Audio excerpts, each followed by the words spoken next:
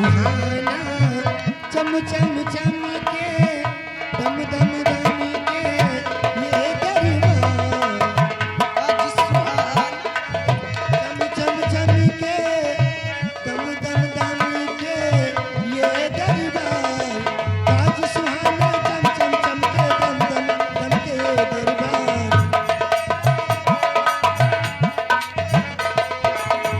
सुहाना चम चम चम के दम दम दम के दरबार सुहाना चम चम चम के दम दम दम के ये दरबार क्या प्यारा है ये दरबार हम सब मिल गए ये बलिहार क्या प्यारा है ये दरबार हम सब मिल गए बलिहार आज खुशी की मुबारकबाद हरियाला हो ये सरकार आज खुशी की मुबारकबाद हरियाला हो ये सरकार आज खुशी की मुबारकबाद हरियाला हो ये सरकार खुशी की मुबारकबाद हरियाला हो ये सरकार क्या प्यारा है ये दरबार हम सब मिल गए ये बलिहार क्या प्यारा है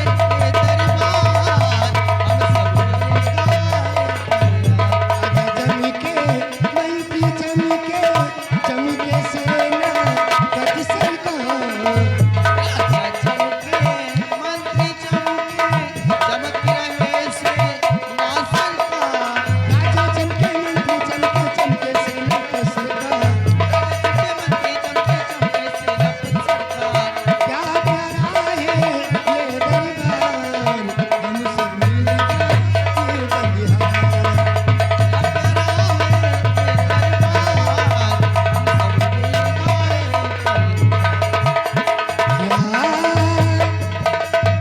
प्यारा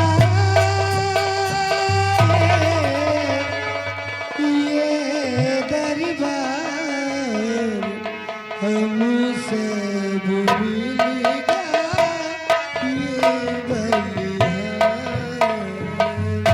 महाराज की महाराज की महाराज की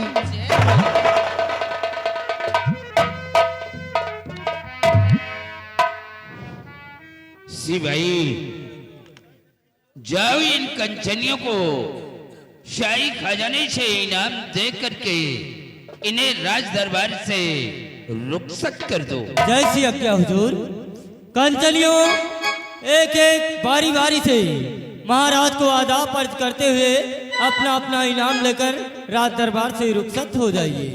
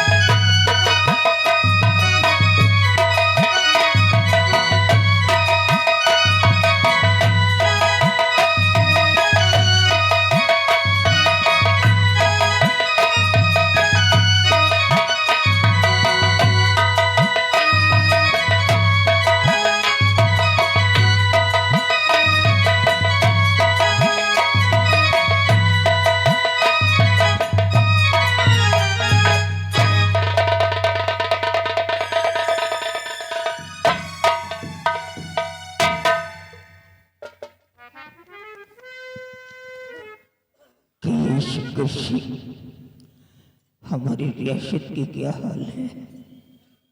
महाराज जी, प्रजा खुशहाल है, राय में किसी को कोई परेशानी नहीं है। और जब तक आपका ये गुलाम जिंदा है हमेशा प्रजा को खुशहाल रखूंगा। रियासत के चारों तरफ आपके नाम का जय जयकार हो रहा है, जय जयकार हो रहा है।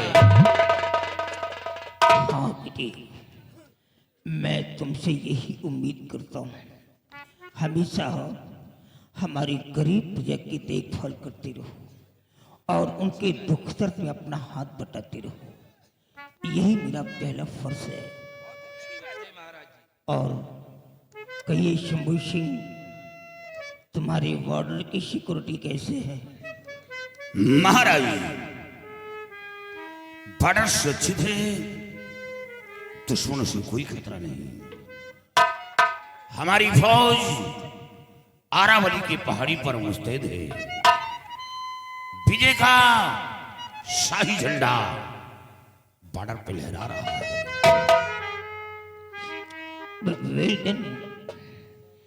Well done, my son, well done. I am very proud. I am very happy. Every Kanchanpur soldiers, queens, leaders, and quarters baby alliance. हमारे देश का प्रत्येक सिपाही, कर्मचारी, नेता, दरबारी जो भी है, एक ऐसा वीर है जैसा एक शेर है। परंतु उन लोगों में से ये हमारा जाबाज ग्रेजुएट कमांडेंट एक मिसाल बनकर के रह गया है, जिसकी सराहना मैं करता हूँ। हमारे देश का ये वो चिराग है जो खुद तो अंधेरों में रहता है लेकिन दूसरों को रोशनी प्रदान करता है। लेकिन बेटी, ये सब कुछ होते हुए ऊपर वाले ने ना जाने क्या मेरे नसीब में लिख दिया है, जो आज एक एक पल मौत की भीख मांगता हूँ। इस बीमारी से कब छुटकारा मिलेगा मुझे? हुजूर, ये तो ईश्वरी दंड है, इसमें हम लोग कर ही क्या सकते हैं। तो क्या मैं जिंदगी भर ऐसा ही रहूंगा? इससे तो बेहतर होती कि मुझे मौत मिल जाती। न जाने किस जन्म का बदला मुझे लिया गया है।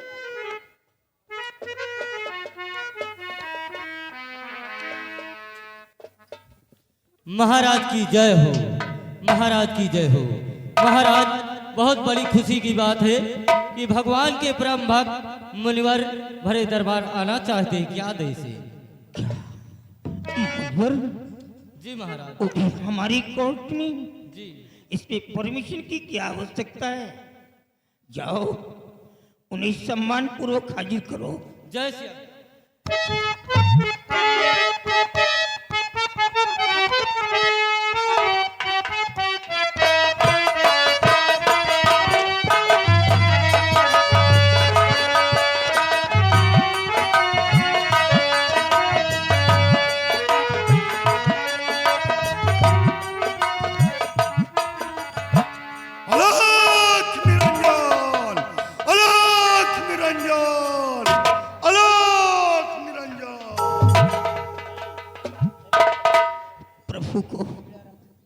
शहंशाह कंचन नरेश का प्रणाम स्वीकार हो। आयुष्मान भव राजन, आयुष्मान भव।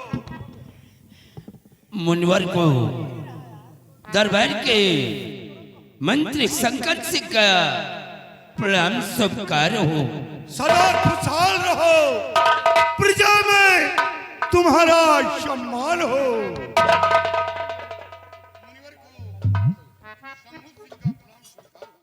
आयुष्मान भव बेटा, तुम्हारी वीरताई का यश चारों तरफ फैले। गुरुदेव, ये दरबार के सिपाही का प्रणाम स्वीकार हो। चिरंजीव रहो बेटा, राम आनंद रखे। मुनिवर को दरबार के सिपाही का राम शुभकार। कल्याण हो बच्चा, कल्याण हो।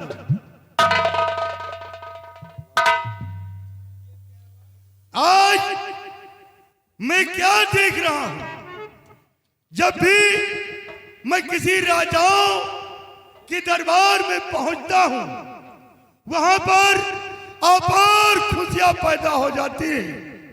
लेकिन आज मैं कंचन नगर आया, यहां पर गम के बादल छाए हुए हैं, किसी के चेहरे पे खुशी नजर नहीं आ रही है। महाराज, क्या हमारे से आने से आपको कोई कष्ट हुआ है, या फिर आपको दान दक्षिणा देने में तकलीफ हुई है? यदि हमारे आने से आपको कोई कष्ट है या फिर दान दक्षिणा देने में तकलीफ है, तो लो, मैं इसी वक्त कंचन नगर रियासत से मैं प्रस्थान कर रहा हूं और मैं जा नहीं मुनिवर, आप इस तरह रुष्ट होकर नहीं जाएंगे। काश आप इस प्रकार एंग्री हो करके हमारे कोर्ट से चले गए तो मैं अपनी जिंदगी से हार जाऊंगा, मौत को गले से लगा लूंगा। महाराज, जब हमारे चले जाने से आप मौत को गले से लगा सकते हैं, तो मैं आपकी उदासी का कारण जानना चाहता हूं राजन, कि आप इतना क्यों गमगीन बैठे हैं? बात क्या है राजन? सुनिए प्रभु, सुनिए। क्या कहो शब्द की,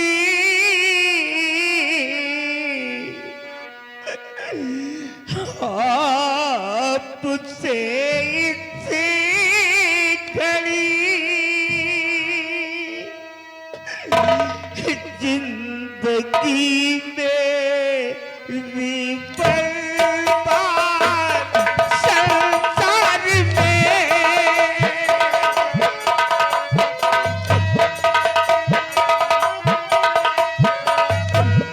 जबकि ईश्वर ने सब कुछ मुझे दिया।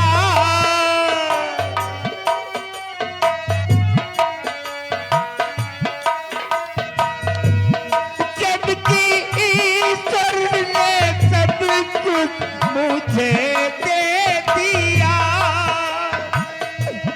फिर भी दुनिया में जीता हूँ बेकार में।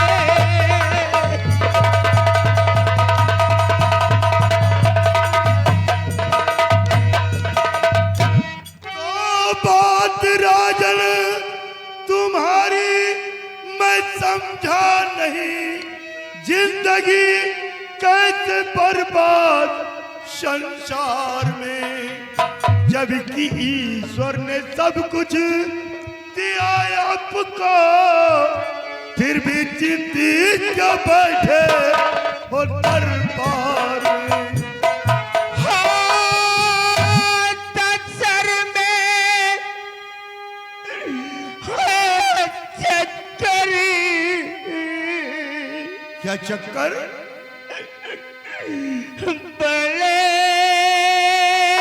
जोर का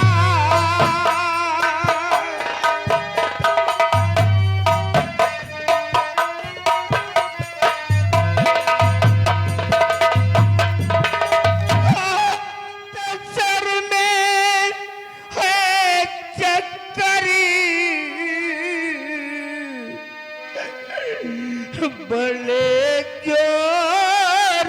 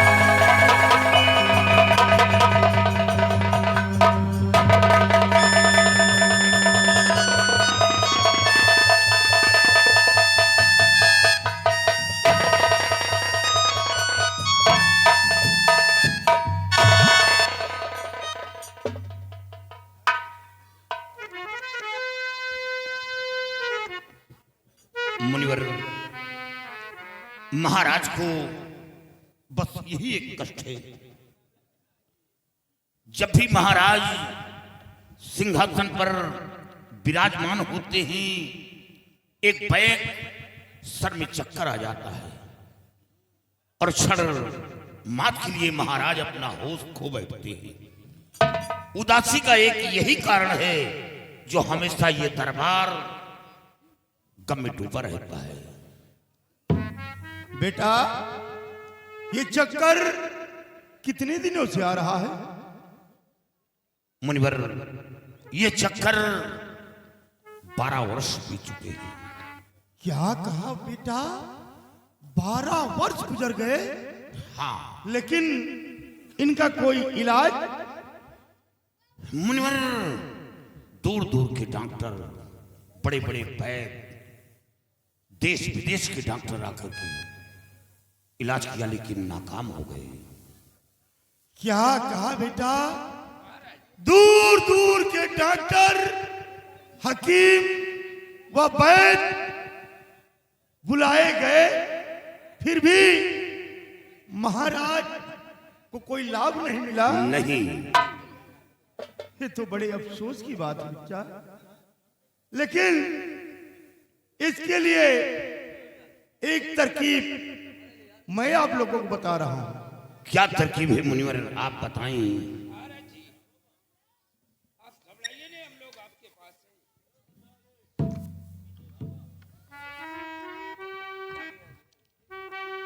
बेटा, एक तरकीब मैं बता रहा हूं और आप लोग गौर से सुने।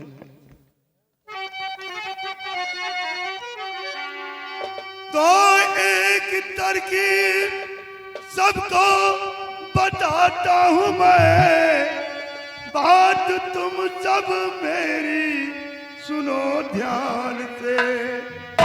चक्कर भी दूर हो, कष्ट कुछ ना मिले, ऐसी तरकीब सबको सुनाता हूं।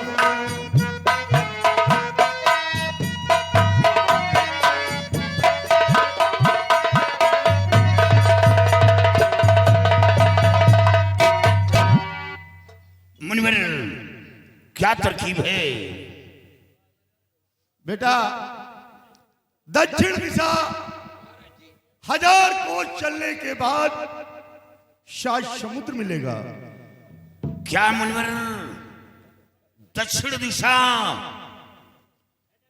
1000 कोस चलने के बाद सात समुद्र मिलेगा? हाँ बेटा, और सात समुद्र पार करने के बाद नागलोक है, जहां का राजा नागराज है। नागराज की बेटी समुद्र जादी है। समुद्र जादी की तस्वीर यदि कोई लाकर महाराज को दिखा दे तो महाराज के सर का चक्कर हमेशा हमेशा के लिए दूर हो जाएगा। मुनिवर, ये तो असंभव है। जब इंसान के लिए एक समुद्र पार करना मुश्किल का काम है, तो कौन ऐसा इंसान है जो 7 समुद्र पार करके वो नागों की बस्ती जाएगा? बेटा, ये पावन धरती है।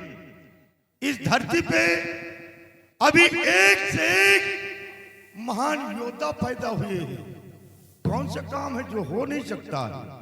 याद करो, एक समय की बात है कि पाताल लोक का राजा अहिरावण इस मृतलोक पे आया था और मृतलोक से राम व लक्ष्मण का हरण किया था। हरण करने के बाद उन दोनों को देवी मां के मंदिर पर बल देना चाहा, लेकिन उसी समय एक हनुमान नाम का बंदर इस मृतलोक से पाताल लोक पहुंचा, देवी को कष्ट पहुंचाया, रावण का संहार किया। राम व लक्ष्मण को सकुशल फिर से इस मृतलोक पे लाया था बेटा, याद करो। मुनिवर, आप अजीब बात करते हैं। अरे वो लोग तो अवतारी थे और उन लोगों की बराबरी हम तुच्छ इंसानों से कर रहे हैं। हाँ बेटा, मैं मानता हूं कि वो लोग अवतारी थे, लेकिन आप लोग तो भी उन्हीं के सेवक हो। कौन सा काम है जो इंसान कर नहीं सकता बच्चा? हाँ मुनिवर, आपने ठीक कहा। कौन ऐसा काम है जो इंसान नहीं कर सकता? उसके अंदर हिम्मत और साहस होनी चाहिए। जब ये बात है तो महाराज के लिए हम लोग कोई न कोई हल निकालेंगे और मृतलोक से नागों की बस्ती जाएंगे। अरे नहीं बच्चा, ऐसी भूल कभी भी मत करना, क्योंकि राज दरबार का कोई कर्मचारी, कोई अधिकारी अगर नागलोक जाने की कोशिश किया तो अपने काम में कामयाबी नहीं पाएगा। लेकिन मुनिवर, जब हम लोग नहीं जाएंगे तो दूसरा कौन जाएगा? महाराज के लिए कौन अपनी जान जोखिम में डालेगा? हाँ बेटा, आपका कहना सत्य है, लेकिन इसके लिए एक उपाय और मैं बता रहा हूं। क्या उपाय है मुनिवर?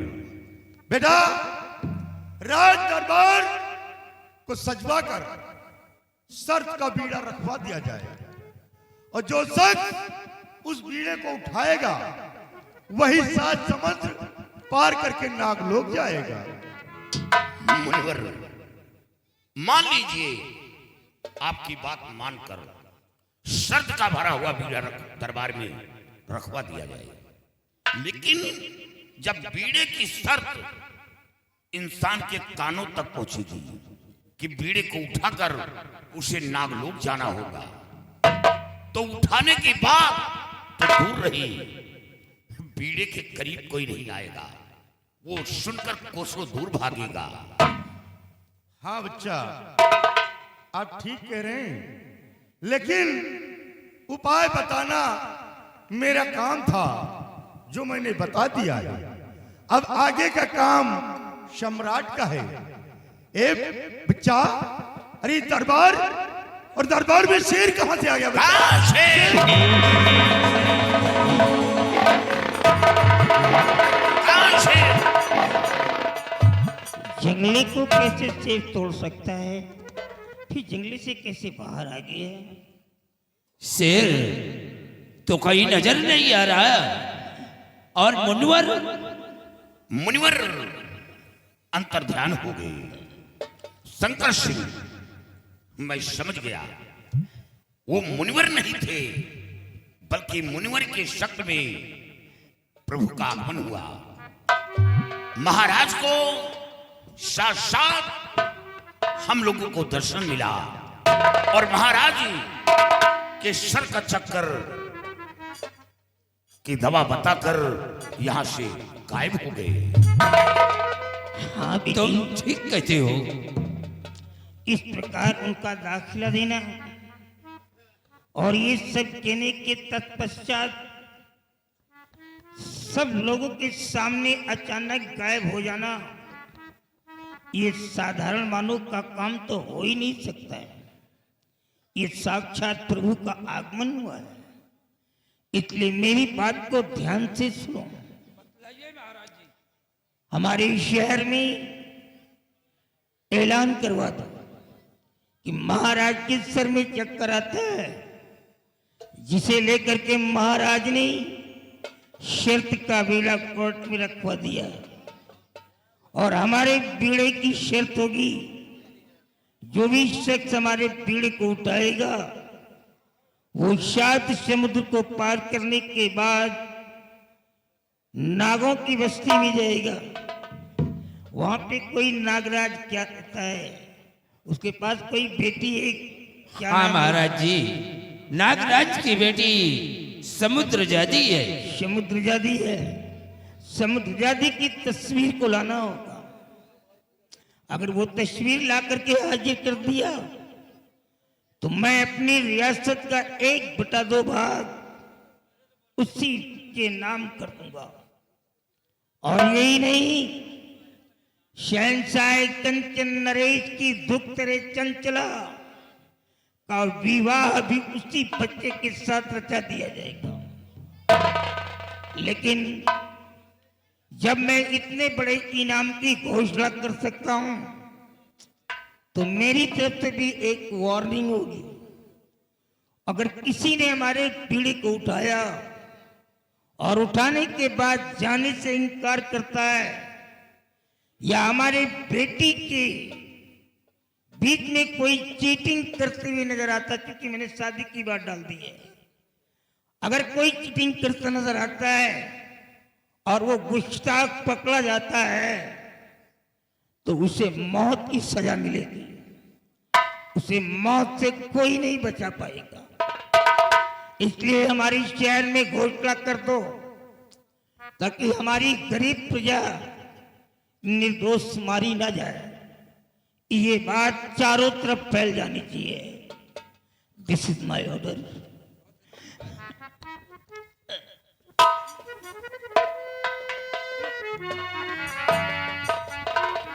शंकर सिंह का ये रियासत के कोने कोने में ये ढिंढोरा पिटवा दो ताकि ये आवाज हर इंसान के कानों तक पहुंचे।